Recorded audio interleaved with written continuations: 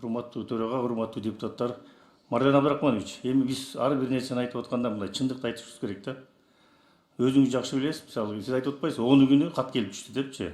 Ошол күнү кат келип түшкөндө бияктан жанагы орун басарлар кимисине түшүптүр. Кимиси комитетке кайсы күнү ошол катты отписывать этти. Ошолорду айтып коюш керек да. Фамилиясын атап койсоңуз сизчи. Орун басар болгон сиздин 3 орун басарыңыз бар. Кимиси ошонун бирөөсүн айтып коюңуз да. Или буга чейинки орун басарлар, ошону билип алалы да биз дагычы. Биз катты билебиз баарынчы, бирок мен ошол күнү 10 күнү эгер Ташиевди жумуштан албаганда процесс башкача кетпек анда. Аны баарыңыздар билесиңер, туурабы?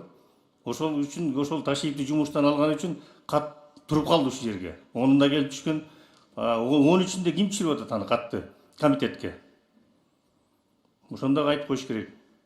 Анан кийин дагы бир айта турган сөз бар. Мен 2 күндөн бери айтып атам, мына тергөө, милициянын тергөөсү. Мен оюмча ойлойм, кандай жүрүп аткан мен баа бере албайм. Бирок оор кылмыш менен статьяны ошол беренени койгондон кийин бул камалыш керек болчу. Камап алып туруп, тергөө жүргүзүп, андан кийин процессте дагы, соц процессте дагы ошол жерде камалып туруш керек болчу.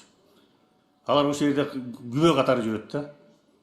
Ошон үчүн Мардан Абдрахманович, ошону дагы айтып койсоңуздар тийиштүү кишилерге.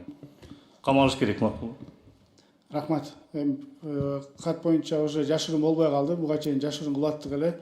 Ошон үчүн бир аз маалыматты кененирээк бергенге туура келип атпайбы? Анткени ансыз деле ачык процесс болуп айтылып кеткен сөздөрдүн алкагында. Ооба, кат туура Шакиевке келген. Шакиев аны өзүнүн Алайбек деген кеңешчиси, жардамчысы аркылуу биздин ошол учурда Чыңгыз Ажыбаевге алып келген. Ал бир аз кармап, процедураны тактап, андан кийин Ылдый Зулушевка түшкөн. Зулушев Конституцион комитеттин төрагасы катары ал жерде кароого айдылга түшүргөн. Мына процедура ошол.